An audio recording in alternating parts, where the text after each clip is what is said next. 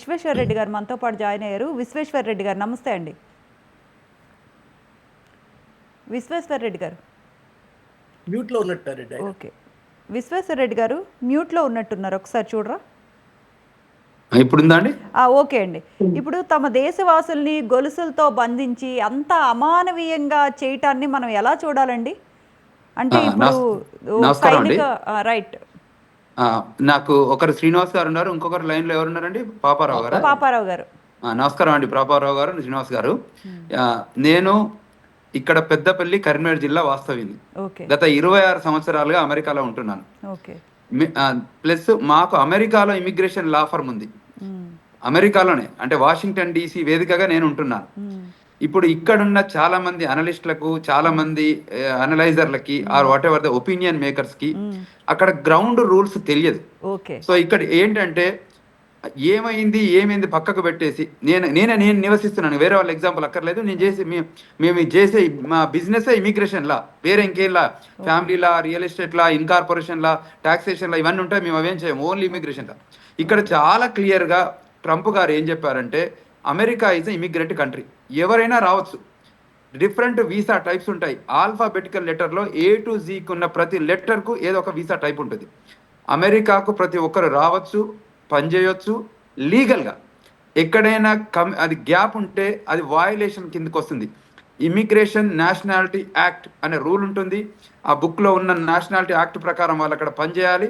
అందులో ఎక్కడైనా వయలేషన్, ఇక్కడ క్లియర్గా ఆలోచించండి, అది గుత్తాధిపత్యం కాదు, అది ఏకఛత్రాధిపత్యం కాదు, అది హ్యూమిలియేషన్ కాదు, అది సంఖ్యలు వేయట్లేదు. ఇమిగ్రేషన్ నేషనాలిటీ యాక్ట్ వయలేషన్ చేస్తే దానికి అక్కడ ఉన్న లీగల్ సిస్టమ్ ప్రకారం వాళ్ళు పనిష్ చేయాల్సిందే. There is no second to it. అది ఎవరైనా కావచ్చు, including me, because the system is like that. ఆ సిస్టమ్ అలా లేకపోతే ప్రపంచ దేశాల నుంచి 150-160 దేశాల నుంచి మైగ్రేట్ అయిన వాళ్ళని మేము ఏ రకంగా మేము అడ్మినిస్ట్రేట్ చేయగలుగుతాం? Only law of the land, legal సిస్టమే కదా. అదర్వైజ్ లేకపోతే ఇక్కడలాగా ల్యాండ్ ఆర్డర్ టోటల్గా మెయింటైన్ చేయలేకుండా ఉండరు కదా. లీగల్ సిస్టమ్ వెరీ స్ట్రాంగ్ ఉంది, లా బాగుంది. ట్రంప్ గారు చెప్పారు అమెరికా గ్రేట్ అగైన్ అని, రాజకీయాలలో చెప్పారు. అది రావడానికి కష్టపడ్డారు. ఆయన ప్రెసిడెంట్గా గెలిచారు, సెనెట్లో గెలిచారు, కాంగ్రెస్లో గెలిచారు. అని ఇవన్నీ కూడా పబ్లిక్ మ్యాండేట్ ఇచ్చారు. ఇచ్చి ఏం చెప్పారు, మీకు ఐడియాలజికల్గా ఆయన క్లియర్గా చెప్పారు, లీగల్ ఇమిగ్రేషన్, ఇల్లీగల్ ఇమిగ్రేషన్ అని 2 ఉంటాయండి ఆ కంట్రీలో. చాలా మంది లీగల్గా వచ్చిన వాళ్ళు, మేము లీగల్గా ఉన్నాము, మా గ్రీన్ కార్డు ఉంది, మాకు సిటిజన్షిప్ ఉంది. సో ఇల్లీగల్గా వచ్చి వాళ్ళ ఇంటెంట్ ఇల్లీగల్, వాళ్ళ ప్లానింగ్ ఇల్లీగల్. ఇప్పుడు మీకు బర్త్ టూరిజం అని వస్తారు. ఆ స్పానిష్ కంట్రీస్లో, సౌత్ అమెరికా కానీ, లాటిన్ అమెరికా కానీ, ఆ ఏరియాస్ నుంచి వచ్చిన వాళ్ళు ఏం చేస్తారు, వైఫ్ అండ్ హస్బెండ్, అది సొరంగ రూపంగా వస్తారా, గోడ దినికి వస్తారా, ఇంకే రూపంగా వస్తారా, లేబరియర్స్కి వస్తారా, ఓవర్ స్టే చేస్తారా, పిల్లల్ని అక్కడ అంటారు. కానీ వాళ్ళు క్లెయిమ్ చేస్తున్నారు. అది ఇవాళ వాళ్ళు చెప్తున్నారు, ఇటువంటి దానికి మేము ఏకీభవించము, మేము ఎవరు చేస్తున్నాము, మాకు రూల్ ఉండాలి కదండి. ఇప్పుడు మన దగ్గర కూడా బంగ్లాదేశ్ నుంచి కూడా చాలా మంది మైగ్రేషన్ జరుగుతుంది. బయట కంట్రీస్ నుంచి మనం వస్తే ఏం చేస్తాం, వాళ్ళని డిపోర్ట్ చేస్తామా చేయలేము? దొరికిన వాళ్ళందరినీ తీసుకొని మనం అక్కనే చేర్చుకోం కదా. ఇంకేదైనా తీసుకుంటే అసైలం ఉంటుంది. అమెరికాలో అసైలం సిస్టమ్ కూడా బాగుంది. ప్రపంచవ్యాప్తంగా ఎక్కడైనా ఇష్యూస్ ఉండి వాళ్ళు ఇబ్బందులను ఎదుర్కొంటే మీరు మా దేశానికి రండి, శరణార్థులుగా ఉండండి అని చెప్తున్న లీగల్ సిస్టమ్ ఉంది. ఈ రోజు చాలా మంది తెలుగు ప్రజలకి, చాలా మందికి ఇవాళ భోజనం దొరుకుతుందండి అక్కడ. మీరు ఇది గమనించాల్సి, చాలా మంది 95% మంది మన వాళ్ళంతా లీగల్ ఇమిగ్రేషన్ ద్వారా వెళ్ళారు, ఇల్లీగల్ ద్వారా ఎవరు వెళ్ళలేదు. ఈ 5% కరెక్షన్ అవుతుంది. ఒక గవర్నమెంట్ కొత్తగా వచ్చినప్పుడు కరెక్షన్ చేయాల్సిన బాధ్యత ఉందా లేదా? మనం గవర్నెన్స్ లో ఉన్నప్పుడు ఇక్కడ ఏదైతే ఇల్లీగల్ ఇమిగ్రేషన్ ఉన్న వాళ్ళనే పంపిస్తారు, లీగల్ గా డాక్యుమెంటెడ్ ఉన్న వాళ్ళని ఎందుకు పంపిస్తారు? వాళ్ళని వెల్కమ్ చెప్తారు. మేము ఎగ్జాంపుల్ చెప్తుంటాం, రోడ్ల మీద వెళ్తుంటే స్పీడింగ్ టికెట్ ఉంటుంది.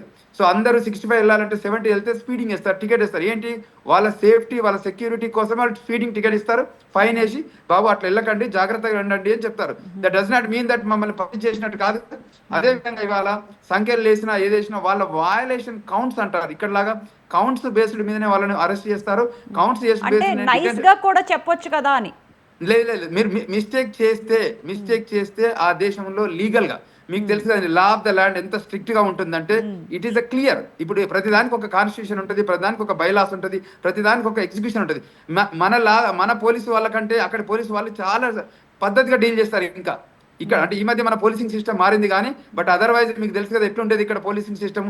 మేము రియల్ ఫ్రీడమ్ అండి. మీకు 2001కి ఆ దేశంలో ఉండి ఆ దేశంలో భోజనం తిని ఆ దేశానికి కంట్లో పొడిస్తే ఆ దేశం ఖాళీగా కూర్చోవాలో చెప్పండి. దాని తర్వాతనే కొత్తగా డిపార్ట్మెంట్ ఆఫ్ హోమ్లాండ్ సెక్యూరిటీ వచ్చింది. ఇది చాలా మంది మనలకు తెలియదు. హోమ్లాండ్ సెక్యూరిటీ ఎందుకు వచ్చింది ఆ డిపార్ట్మెంట్? వాళ్ళ టవర్లను వాళ్ళ పీపుల్ తోని వాళ్ళ ఫ్లైట్లతోని వాళ్ళ మీద దాడి చేస్తే అంటే కూర్చొని చూడాలా? టెర్రరిజం వదిలేయాలా? అదే విధంగా ఇప్పుడు ఏమన్నారు ఆయన, డ్రగ్ కార్టెల్, డ్రగ్లు అంతా వచ్చింది ఏది సౌత్ అమెరికా నుంచి డ్రగ్ డీలర్స్ అంతా వచ్చి అమెరికా మీద దాడి చేసి డ్రగ్ను అంతా ఇంపోజ్ చేసి అమెరికా యూత్ను నిర్వీర్యం చేస్తున్నారు. వదిలేద్దామా చెప్పండి? వదిలేద్దాం? వాళ్ళని కూడా పంపించేసి వాళ్ళని రెస్పెక్ట్ చేద్దామా? డ్రగ్ కార్డ్ వాళ్ళని మేము అమెరికన్ విమానాల్లో తీసుకెళ్లారంటే తప్పు చేస్తే తీసుకెళ్తారండి. That is the how this. America పౌరుడు ప్రపంచంలో ఏ దేశంలో ఏ మూలకున్నా కూడా ఇబ్బందులలో ఉంటే అమెరికన్ ఎయిర్ ఫోర్స్ వెళ్ళి తీసుకొస్తుంది. అది దట్ కంట్రీ స్పిరిట్ అండి. కంట్రీ కోసం పనిచేస్తుంది. ఆ కంట్రీ ఆర్గనైజేషన్ అలా ఉంటుంది. దాని లా ఆఫ్ ద ల్యాండ్ అలా ఉంటుంది. దాని స్పిరిట్ అలా ఉంటుంది. మేము ఏమంటున్నామంటే ఆ కంట్రీలో మేము ఆ రోజు మీకు తెలుసు ఇక్కడ ఎన్ని ఉద్యోగాలు ఉన్నాయి. ఇవాళ మనకి చాలా మందికి ప్రతి ఇంట్లో ఒక కొడుకో బిడ్డ ఇవాళ అమెరికాలో ఏం జాబ్ చేస్తున్నారు? ఐటీ జాబ్ చేస్తున్నారు. అది మనకు హెల్ప్ అవుతుందా? కావట్లేదా? మనం వరల్డ్లో మనము డబ్బును రిపాట్రియేట్ చేస్తాం ఇక్కడ పంపడానికి. చాలా డబ్బును మనం ఇండియాకి ఎందుకు పంపించాం? ప్రపంచంలో మనది 5th కంట్రీ ఇండియాకి డబ్బు పంపించే దానిలో. అంటే ఫారెన్ డాలర్ను కరెన్సీ ఎక్స్చేంజ్ని కూడా తీసుకొస్తుంది. సో దీన్ని ఆలోచించండి మీరు. దీని లైన్లో థింక్ చేయండి. దీని లైన్లో అమెరికా అక్కడ ఉండి ప్రతి వాళ్ళ కాన్స్టిట్యూషన్ల ప్రకారం వాళ్ళు చెప్తున్నారు 2 పార్టీలు అండి. ద్విపార్టీ వ్యవస్థ ఉంటుంది. Republican party, democratic party. Democratic పార్టీకి ఒక ఐడియాలజీ ఉంటుంది, రిపబ్లికన్ పార్టీకి ఇంకో ఐడియాలజీ ఉంటుంది. రిపబ్లికన్ పార్టీ ఐడియాలజీ క్లియర్ గా it is the రైటెస్ట్ wing of that country period. మీకు ఇష్టమైతే అది మైగ్రేషన్ కంట్రీ. లీగల్ గా రండి, మీకు రెడ్ కార్పెట్ ఉంటుంది. ఇప్పుడు ఉషా ఉన్నారా? ఉషా మీ ప్రెసిడెంట్ ఎలక్ట్ వైఫ్ ఉందా? ఉషా వాళ్ళ వైఫ్ కదా. ఉషా చిలుకూరి గారి హస్బెండ్ పేరు Vance. Is our current vice president. వాళ్ళ పేరెంట్స్ ఎక్కడి నుంచి వచ్చారు? మన దేశం నుంచి వచ్చిన వాళ్ళే కదా. వాళ్ళు ప్రాపర్ గా లైఫ్ లీడ్ చేశారు కదా. ఇవాళ ఆ స్థాయికి వెళ్ళగలిగింది కదా. ఎలా వెళ్ళింది? Law of the land follow అవుతానే కదా. సో ఆ లైన్ లో మనం థింక్ చేయాల్సింది అవసరం ఉంది తప్ప ప్రతి దాన్ని మనం భూతత్వంలో చూసేసి అక్కడ అమెరికాలో ఏదో జరిగిపోతుంది. మేము రిప్రజెంటేటివ్, మేము మాట్లాడాలి ఆ దేశంలో జరుగుతుంది అనేది. బికాజ్ ఆ దేశంలో 26 సంవత్సరాలుగా ఉంటూ ఆ నీళ్లు తాగుతూ అక్కడ ఉన్న దానికి ఇష్యూస్ ఏమున్నాయి, కన్సర్న్స్ ఏమున్నాయి, ఎట్లా మేము సెనేటర్స్తో మాట్లాడతాము, కాంగ్రెస్ మెన్తో మాట్లాడతాము. ఏదైనా ఇమిగ్రేషన్ ఇష్యూస్ వస్తే మేము రిప్రజెంట్ చేస్తాము. ఇవాళ చాలా మంది థెఫ్ట్ కేసులలో ఇన్వాల్వ్ అవుతున్నారు. ఏంటంటే అక్కడ మీకు ఆ లా ఆఫ్ ద ల్యాండ్ మిస్ అయ్యి వాళ్ళు ఏదైనా చేయగలిగితే వాటిలో బెయిల్ బాండ్లు తీసుకొచ్చి మేమే తీసుకొస్తున్నాం జైలుకి వెళ్తే. ఇప్పుడు ఏంటంటే వాళ్ళు ఏదైనా ఒక ప్రొసీజర్ ఉంటుందండి. ఇక్కడ లాగా మినిస్టర్లు ఫోన్ చేస్తానో, ఎమ్మెల్యేలు ఫోన్ చేస్తానో, ఇంకేదైనా ఫోన్లు చేస్తే ఆ సిస్టమ్ ఉండదు అక్కడ. అక్కడ క్లియర్ గా ఉంటుంది. మీరు మిస్టేక్ చేస్తే దెర్ ఇస్ అ పనిష్మెంట్ కూడా కౌంట్ సిస్టమ్ ఉంటుంది. మీకు తెలుసు కదండి. మనకి ఒకటే ఆలోచించండి, అది ఇమిగ్రెంట్ కంట్రీ కాబట్టి 150 దేశాల పైన ఉన్న సమాజాన్ని మనం అడ్మినిస్ట్రేట్ చేయాలంటే ఒక స్ట్రాంగ్ లీగల్ సిస్టమ్ లేకపోతే అక్కడ నడపలేరు. అది మనం గుర్తించగలి. అంతే తప్ప there is no second it. ఇప్పుడు స్టూడెంట్స్ వచ్చారు, మనకున్న ఇబ్బందులు చెప్తా పడండి. అక్కడ మనం ఇక్కడ నుంచి వెళ్ళే బిగ్గెస్ట్ మైగ్రేషన్ ఒకటి స్టూడెంట్స్, రెండవది H1B, మూడవది విజిటర్స్. ఈ మూడిట్లలోనే ఎక్కువ మంది. ఇవాళ మనకు Hyderabad consulate, US consulate, the biggest consulate in south Asia. ఎందుకు పెట్టారు ఇక్కడ ఇంత పెద్ద కాన్సులేట్? రమ్మని పెట్టిండ్రు కదా, డినై చేయడానికి, రిజెక్ట్ పెట్టడానికి పెట్టలేదు కదా. Telugu population, skilled labour, knowledge ఉంది. వీళ్ళు మా భారతదేశం నుంచి చాలా మంది అక్కడికి రావచ్చు. అమెరికాకు వీళ్ళ హెల్ప్ ఉంది కాబట్టి ఇక్కడ ఇంత పెద్ద కాన్సులేట్ పెట్టారు. అంటే కాన్సులేట్ పెట్టింది డినై చేయడానికి, వీసా రిజెక్ట్ చేయడానికి కాదు, వెల్కమ్ చెప్పడానికే పెట్టారు. This is our interface, we welcome it అని. స్టూడెంట్ రూపకంగా F1 వీసా మీద వచ్చారు. మేము చెప్తున్నాం కదా, నేను గత 3 రోజుల నుంచి టెలివిజన్ ఛానల్లో మాట్లాడుతున్నాం. ఒకటే చెప్తున్నాం, స్టూడెంట్స్ మీరు వచ్చింది, మీరు వీసాకి వెళ్ళేటప్పుడు మీరు ఏం ఒప్పుకున్నారు? మేము మా డబ్బును ఇక్కడ నుంచి తీసుకెళ్లి బ్యాంక్ రూపకంగా కానీ లోన్ల రూపకంగా కానీ మేము డబ్బు కడతామని చెప్పాం. మరి ఇక్కడ ఏం జరుగుతుంది? వీళ్ళంతా అక్కడికి వెళ్ళి ఫస్ట్ సెమిస్టర్ డబ్బు కట్టి మిగతా సెమిస్టర్లు అమెరికాలో డబ్బును రేజ్ చేసుకుని అమెరికాలో చేస్తే అమెరికన్ ఎంప్లాయ్మెంట్ తీసేస్తే పద్ధతి అని అంటారా చెప్పండి? వాళ్ళు ఎందుకు ఒప్పుకుంటారు చెప్పండి? అక్కడ ప్రతి ఒక్కరు మిడిల్ క్లాస్ ఫ్యామిలీ నుంచి వచ్చి ఉండొచ్చు, కానీ వాళ్ళ లాలా కాదు కదా. మీరు వచ్చి మా $10, $12, $20 క్లీనర్స్, ఇప్పుడు ఏంటి అన్ని అక్కడ ఉన్న అన్ని జాబ్స్లలో మన వాళ్ళు వెళ్ళి పనిచేస్తుంటే ఆ జాబులు ఎవరు చేయాలి? అది అమెరికన్ సిటిజన్ చేయాల్సిన జాబులు. మనం అక్కడ జాబ్ చేస్తా అంటే రానివ్వరు. మీరు F1 వీసా రూపకంగా ఆ దేశంలోకి వస్తున్నారు, చదువుకొని మీరు ఓపీటీ తీసుకొని, మీరు H1 తీసుకొని, మీరు గ్రీన్ కార్డ్ తీసుకొని, మీరు సిటిజన్షిప్, మీకు ఒక ఇమిగ్రేషన్ ట్రాక్ ఉంది. ఆ ట్రాక్ ని మీరు ఫాలో కావాలి తప్ప మీరు షార్ట్ కట్లు తీసుకొని నేను ఫస్ట్ సెమిస్టర్లకు డబ్బు మా నాన్న ఇస్తాడు, మిగతా సెమిస్టర్లకు నేను అమెరికాలో జాబ్ చేసుకొని చేస్తా అంటే అది violation of F1 law. So period. నేను F1 లాస్ నేను వైలేట్ చేస్తాను, నేను ఆ దేశంలో ఉంటానంటే అమెరికన్ లీగల్ సిస్టమ్ ఒప్పుకుంటుందా అండి? కాదు కదా.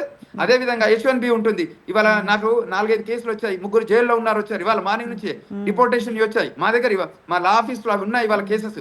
ఇవాళ మేము వాళ్ళని బెయిల్ బాండ్ మీద తీసుకోవాల్సిన అవసరం ఉంది. అంటే నేను ఇంటర్ఫేస్ ఏ రకంగా మీకు షేర్ చేస్తున్నానంటే, మీకు గైడెన్స్ కానీ, కౌన్సిలింగ్ కానీ, రిప్రజెంటేషన్ కానీ, ఒక లీగల్ అడ్వైస్ తీసుకోండి.